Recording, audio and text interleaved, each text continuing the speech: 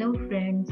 आज हम मौर्य काल से पूर्व विदेशी आक्रमणों के बारे में पढ़ेंगे। इससे पहले की वीडियो में हमने मगध जनपद के बारे में पढ़ा तथा सभी जनपदों में मगध सबसे शक्तिशाली राज्य बन गया था और चंद्रगुप्त मौर्य के मगध की गद्दी में बैठने से पहले भारत के पश्चिमोत्तर राज्यों में विदेशी आक्रमण हुए, जिन्हें हम आज पढ़ेंगे। तो वीडियो को स्टार्ट करते हैं। उत्तरी पूर्वी भारत में मगध एक दुर्जयी ताकत के रूप में उभरा और धीरे धीरे छोटी रियासतें व गणराज्य उसमें मिलते चले गए। लेकिन उत्तरी पश्चिमी भारत की परिस्थिति ऐसी नहीं थी। काम्बोज, मद्रा और गंधार जैसे महाजनपद आपस में लड़ते रहते थे।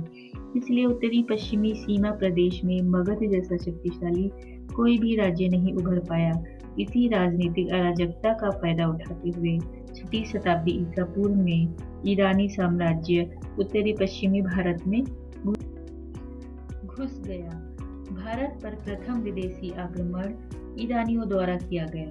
ईरान में एक वंश था, अकेमेनिड यानी कि अखमनी वंश। इसी वंश ने सबसे पहले भारत पर आक्रमण किया। इस वंश की स्थापना ईरानी सम्राट साइरस ने की थी। साइरस ने 558 से 529 ईसा पूर्व तक ईरान के क्षेत्र में राज्य किया। इसने ईरान के क्षेत्र से भारत में अपना प्रभाव बढ़ाने का प्रयास किया। इसका कारण ये था कि वो जानता था कि भारत के इस उत्तरी पश्चिमी सीमा पर कोई शक्तिशाली राजा नहीं है और उसे भारत में घुसने का एक अवसर दिखा। हालांकि साइरस अपनी योजना में सफल नहीं रहा और भारत की सीमा प्रांत से ही वापस लौट गया। भारत में सफलतापूर्वक प्रवेश करने वाला पहला विदेशी या ईरानी सम्राट डेरियस था, जिसने पंजाब और सिंध पर कब्जा कर लिया। डेरियस ने 518 ईसा पूर्व में सफलतापूर्वक आक्रमण किया तथा भारत के पश्चिमोत्तर हिस्सों पर अपना नियंत्रण स्थापित किया। फारसी या ईरानी साम्राज्य के सामने समर्पण करने वाला सबसे समृद्ध प्रांत गांधार था। ईरानी साम्राज्य ने इस प्रांत को अपना 20वां प्रांत बनाया तथा भारत के इस प्रांत से उसे बहुत धन प्राप्ति होती थी। कहा जाता है कि इस प्रांत से उसे 360 सोने की मुद्रा की प्राप्ति होती थी। इन भारतीय प्रांतों ने फारसी सेना को योद्धा भी उपलब्ध कराए, जो 5वीं शताब्दी ईसा पूर्व में यूनान के विरुद्ध लड़ रही थी। अखमनी वंश के अन्य वंशज भी हुए, जो भारत में अपना प्रभाव बनाने का प्रयास करते रहे, लेकिन यह प्रयास सफल नहीं हो पाया क्योंकि अखमनी वंश का पतन ईरान में हो गया था। ईरान में इस वंश का पतन होने के कारण भारत में भी इस वंश का प्रभाव समाप्त हो गया था। और अब बात करेंगे भारत पर ईरानी प्रभाव का। ईरानियों का भारत में आने के बाद ईरानियों की कला, उनकी संस्कृति की झलक भारत में विकसित हुई। ईरानियों की एक लिपि थी जिसे अरमाइक लिपि के नाम से जाना जाता है। इसी अरमाइक लिपि का प्रभाव भारत में पड़ा और एक नई लिपि का जन्म हुआ जिसे खरोष्ठी लिपि कहा जाता है, जबकि हमारे यहाँ ब्राह्मी लिपि चल रही थी। खरोष्ठी लिपि, ब्राह्मी लिपि और अरमाइक लिपि का वर्णन अशोक के शिलालेखों में भी देखने को मिलेगा। अशोक के शिलालेखों में प्रयोग की गई खरोष्ठी लिपि ईरानी कला की ही देन है।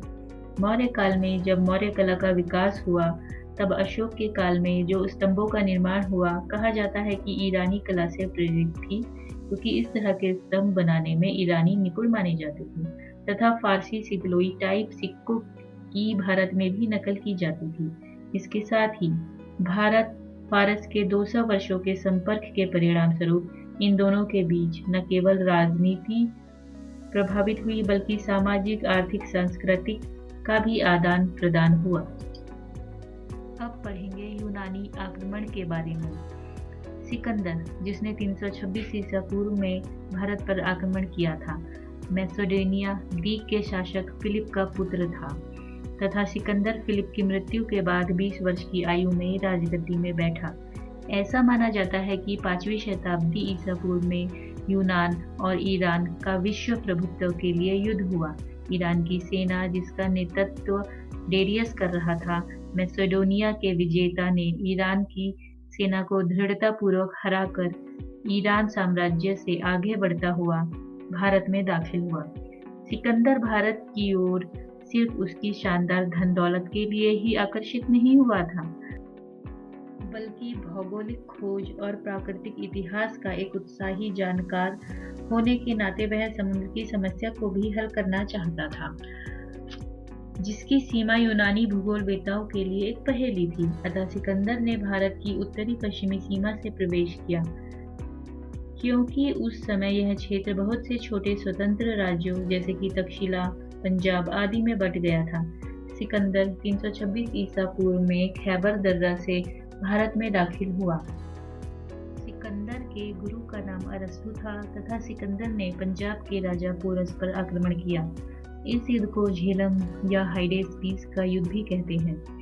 पोरस को छोड़कर सभी राजा सिकंदर के सामने बहुत नरमी से पेश आए तथा तक्षशिला का राजा आम भी समर्पण करने वाला पहला राजा बन गया था। जब सिकंदर व्यास नदी पर पहुंचा, उसके सैनिकों ने आगे बढ़ने से इनकार कर दिया, इसलिए सिकंदर वापस लौटने को विवश हो गया और उसका विश्व विजय का रथ यहीं पर रुक गया। उसके सैनिक लंबे समय से युद्ध करने से तथा घर के बाहर रहने से खिन्न और बीमार थे। सिकंदर ने अपनी प्रगति के प्रभाव को दर्शाने के लिए व्यास नदी के उत्तरी किनारे पर 12 विशाल वेदियां स्थापित की थी। यद्यपि सिकंदर ने पोरस को हरा दिया था, लेकिन उसके साहस और वीरता से प्रभावित होकर सिकंदर ने पोरस को उसका राज्य पुनः स्थापित कर दिया। सिकंदर भारत में 19 महीने तक रहा तथा उसकी सेना भी भारत में 19 महीने तक रही और वापस घर लौटते हुए बेबीलोन में 323 ईसा पूर्व में 23 वर्ष की अवस्था में इसकी मृत्यु हो गई थी। सिकंदर के क्षेत्रीय अधिकारों को 3 भागों में बांटा गया था, जिसमें से हर एक क्षेत्र एक यूनानी गवर्नर के अधीन था। उत्तरी पश्चिमी भारत को सेलुकस निकेटर के अधीन रखा गया था।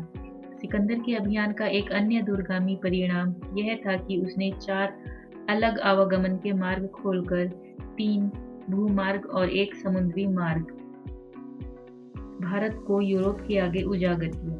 सिकंदर ने नौसेना अध्यक्ष निर्याकस को बनाया तथा समुद्री मार्ग द्वारा यूनान भेज दिया। अब पढ़ेंगे भारत पर यूनान का प्रभाव। क्या प्रभाव पड़ा? यूनानी व्यापारियों और शिल्पकारों का भारत और यूनान के बीच व्यापार स्थापित करने का मार्ग सुनिश्चित हो गया था। गांधार कला का विकास हुआ, जो यूनानी कला को दर्शाता है, तथा इसके साथ ही भारत का एकीकरण भी हुआ। मौर्य साम्राज्य ने यह समझ लिया कि भारत को यदि मजबूत करना है तो ये उत्तरी पश्चिमी इलाके को मजबूत करना होगा, ताकि यहाँ से कोई भी विदेशी आक्रमणकारी भारत में प्रवेश न कर सके। फलस्वरूप चंद्रगुप्त काल में यहाँ एक मजबूत शासन स्थापित किया गया और पूरा भारत एकत्रित होने लगा। यूनानी आक्रमण का एक प्रभाव यह भी रहा कि पूरा भारत एक होने लगा, जिसे अखंड भारत कहा गया। तो अब ये वीडियो यहीं समाप्त होती है।